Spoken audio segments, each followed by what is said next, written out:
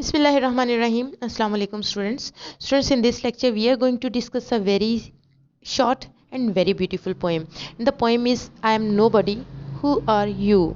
This poem is written by Emily Dickinson.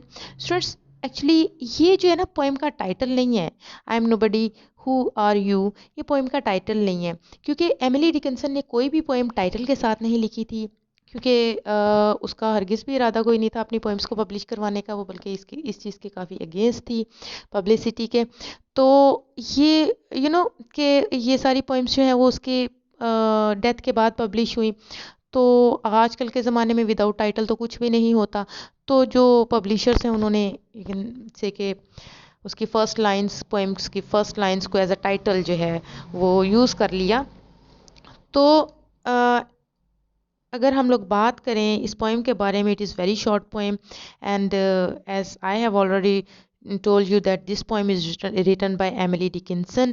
और हम लोग इस पोएम को पढ़ते हैं, फिर हम लोग इसके बारे में डिस्कस करेंगे। स्टूडेंट्स देखें, I M nobody, who are you? Are you nobody too? Then there is a pair of us, don't tell, they would banish us, you know. How dreary to be somebody, how public, like a frog, to tell your name the livelong day to an admiring bog। Students poem को देखें, start कैसे होता है, अपना introduction करवा रही है speaker जो है, पोइटस जो है वो अपना इंट्रोडक्शन करवा रही है। एंड वो अपना इंट्रोडक्शन कैसे करवाती है, I am nobody, who are you, मैं नोबडी हूँ, तुम कौन हो। यानी कि वो एड्रेसी से, रीडर से उसकी आइडेंटिटी पूछती है। ऐसा लगता है कि वो किसी से एड्रेस कर रही है, किसी से डायलॉग्स हो रहे हैं उसके, और वो अपना इंट्रोडक्शन करवाती है और फिर उससे उसकी आइडेंटिटी पूछती है कि तुम कौन हो। फिर उसे पता चलता है कि वो एड्रेसी जिससे वो मतलब बात कर रही है वो भी नोबडी है, तो वो एक्साइटेड हो जाती है। वो कहती है कि ये तो बहुत अच्छी बात है, इस तरह से तो वो दोनों मिलकर नोबडीज़ का पेयर बना सकते हैं। ठीक है, then there will be pair of us, don't tell. फिर उसके बाद वो इंस्ट्रक्शन देती है एड्रेसी को कि किसी को ना बताना कि हम दोनों नोबडीज हैं, वरना लोग क्या करेंगे, they would banish us, you know, वो लोग फर्स्ट क्रिएट कर देंगे। ठीक है, फिर वो क्या कहती है, how ready to be somebody. मजीद वो ये कह रही है कि समबडी होना कितना बोरिंग है, कितना ड्रेरी है, इससे कुछ भी प्राइवेट नहीं रहता। यहाँ पोइट समबडी को एक फ्रॉग के साथ कंपेयर कर रही है, समबडी के लिए फ्रॉग का मेटाफर यूज़ कर रही है कि समबडीज जो है ना वो अपना सारा वक्त उन लोगों से बातें करने में स्पेंड करते हैं जिनसे उनको अटेंशन मिलती है, एडमायरेशन मिलती है, जो उन्हें एडमायर करते हैं। वो बिल्कुल एक फ्रॉग की तरह होते हैं जो स्वैप में शोर मचाते रहते हैं, तालाब या जोहड़ में या दलदल में ऐसे ही शोर मचाते रहते हैं। तो स्टूडेंट्स अगर हम इस पोइम को, इसके सिंबॉलिक मीनिंग्स देखें, I am nobody who are you एक बहुत ही रेयर किस्म की पोइम है जिसमें पोइट बहुत ही इनफॉर्मल और ये कैन से कि चाइल्ड लाइक मैनर में रीडर को एड्रेस करती है। रीडर को एड्रेस कैसे करती है पोइम, रीडर को एड्रेस करने से स्टार्ट होती है और एक पैराडॉक्स से स्टार्ट होती है। पैराडॉक्स इसमें, इसके स्टार्ट में पैराडॉक्स है। पैराडॉक्स क्या होती है, ऐसी स्टेटमेंट जो अपेरेंटली जो है वो फॉल्स लगती है, लेकिन अगर हम लोग उसको एनालाइज करें तो वो ट्रू होती है। तो वो क्या है कि वो क्या कहती है, आई एम नोबडी।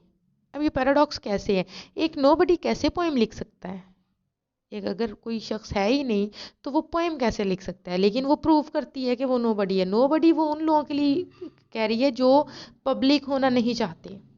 तो वो कहती है कि आई एम नोबडी। तो नोबडी आप देखेंगे कि यहाँ पे हम लोग ये भी देखते हैं स्टूडेंट्स, नोबडी के बाद एक्सक्लेमेशन मार्क उसने लगाया हुआ है। एक्सक्लेमेशन मार्क शो करता है कि पोइट जो है वो अपनी नोबडी आइडेंटिटी को लेकर बहुत खुश और एक्साइटेड है। ठीक है, डिकिंसन ने अपनी बहुत सारी पोइम्स में पब्लिसिटी से नफरत शो की है। इवन एक पोइम में उसने ये कहा था कि publication is actually fornication of soul, यानी वो एक पब्लिश्ड पोएम को और एक सोल्ड बॉडी को एक जैसा समझती है।